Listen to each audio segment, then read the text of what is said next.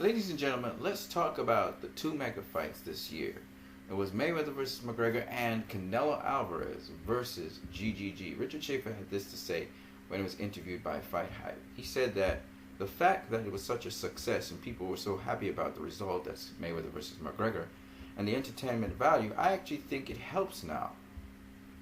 Stated promoter Richard Schaefer, who explained why Canelo versus Golovkin was likely helped by Mayweather versus McGregor. And that's the interview right there by Fight Hype. And all I'm saying is that I believe that the PPV numbers that Dan Raphael is alluding to, almost over 200 million PPV, is as a result of Mayweather McGregor's huge PPV buys, and also the fact that people actually were satisfied with that fight. And you got some crossover fans from MMA and just general people in general media looking at this other boxing match.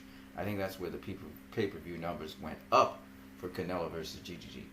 And I think because of the fight and how it transpired, it was a good fight. Unfortunately for them, they didn't capitalize on, the entire thing, because the casuals who looked at it would look at the judges' score that was far away from the other two judges' scores and think there was a controversy there. Of course, if the boxing world did not make a big hullabaloo over it, and they looked at it as part of the process and accepted the draw for what it was, I think that would have capped off everything and really put boxing in a firm position. But now, Golden Boy has to apologize and kind of be trying to defend the promotion. And a lot of people are trying to scapegoat Adelaide Bird instead of the beauty of the boxing match. So that's on Oscar and his team.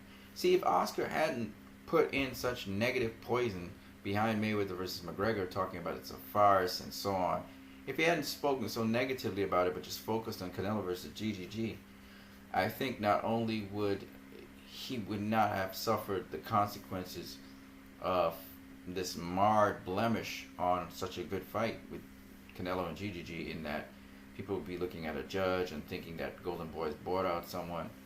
I think it would have probably transpired quite nicely.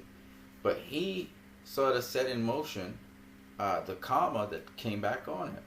And Oscar, because he hates Floyd, has always been messing up good situations that he could have had with Golden Boy in the ring.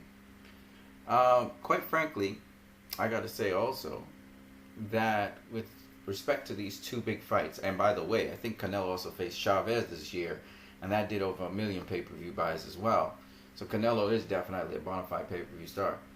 But the other irony of the situation is Oscar's talking about this is a real fight, and yet Canelo fights exactly as Floyd fights against GGG. That's the really funny part about the whole thing. Yes, GGG is a bona fide boxer, professional boxer with a long resume and record, whereas Conor McGregor didn't have a record in boxing, professionally that is. Amateur, he had something. But I gotta say, if you were to think about who was fighting like who, Floyd was fighting like Canelo when he faced McGregor, and Canelo was facing GGG and fighting like Floyd.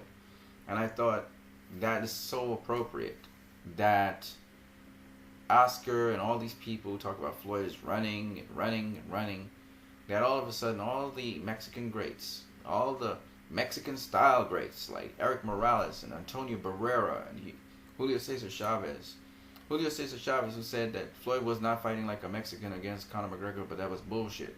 That they would have to come now and speak and address Canelo's fighting and defend it.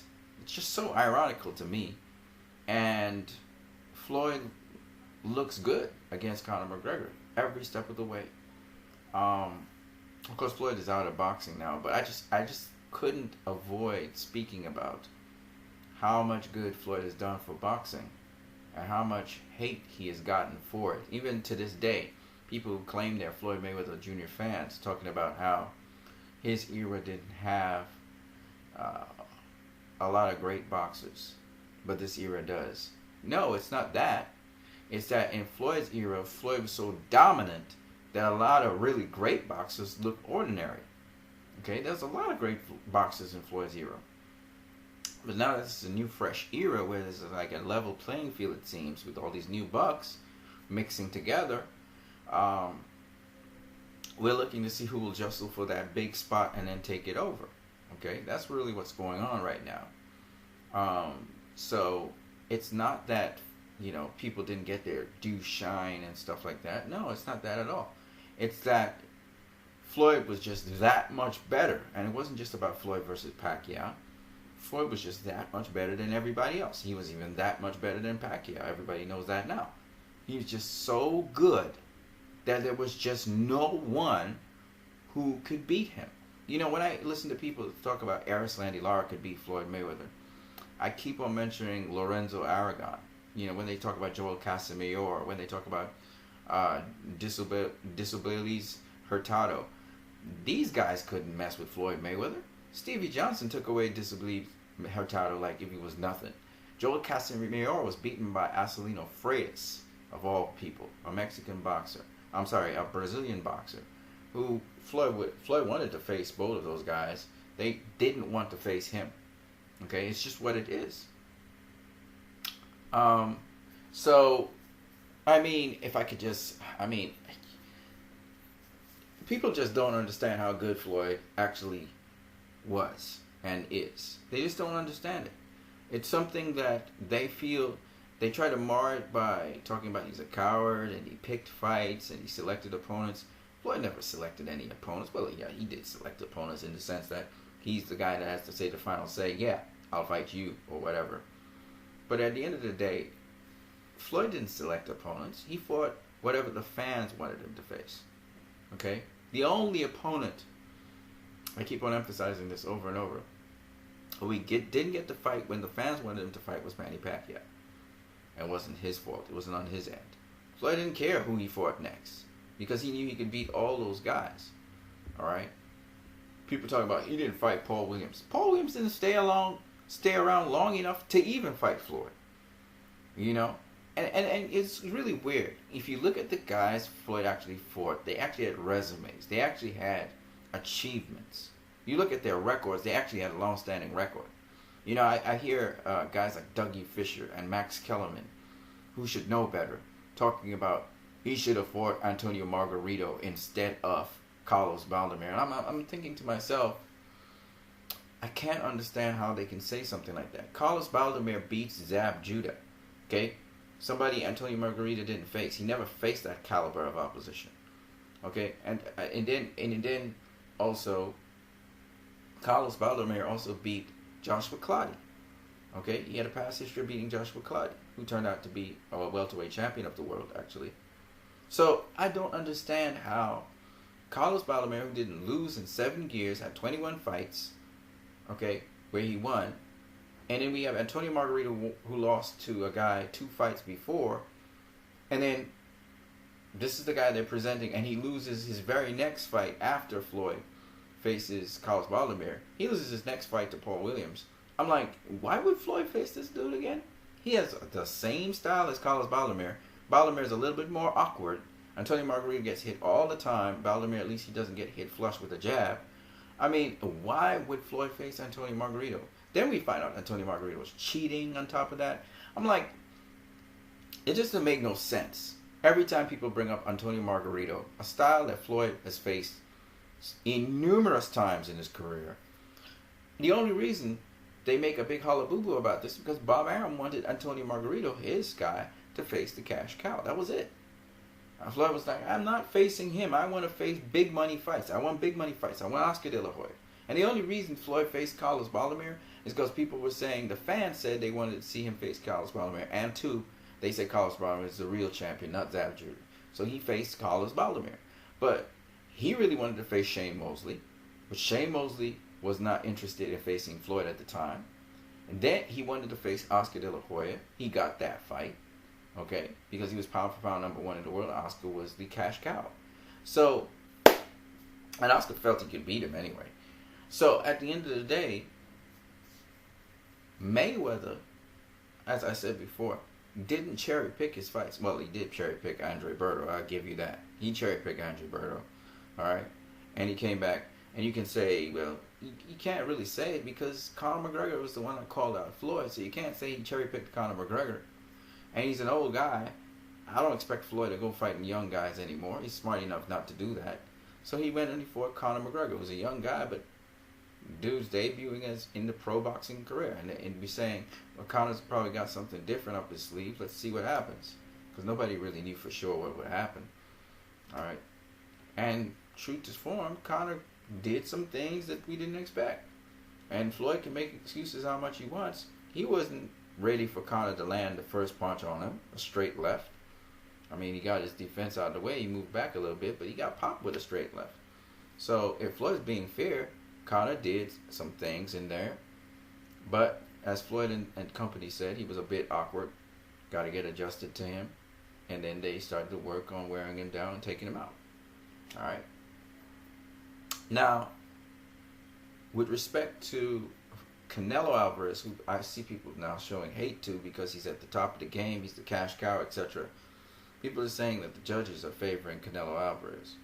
The only difference here is, I don't think so. I think they actually worked against Canelo here in this case, giving a draw where Canelo clearly won this fight, in my opinion, in my eyes. I know everybody doesn't see it as a clear win for Canelo, but the fact that Triple G barely touched this kid, barely. He's supposed to be exhausted, and Triple G still can't touch him. All right? And I didn't think he was that exhausted. I think Danny Jacobs was much more exhausted than Canelo. Why? When you look at the punches thrown, Canelo Alvarez is throwing punches and he's not slapping with his punches. And he did that for almost 12 rounds. So if he's tired, like people were saying, he shouldn't be hitting Gennady Golovkin so hard still. So I believe that Canelo wasn't fatigued per se. It was his legs. He wasn't used to moving his legs like that.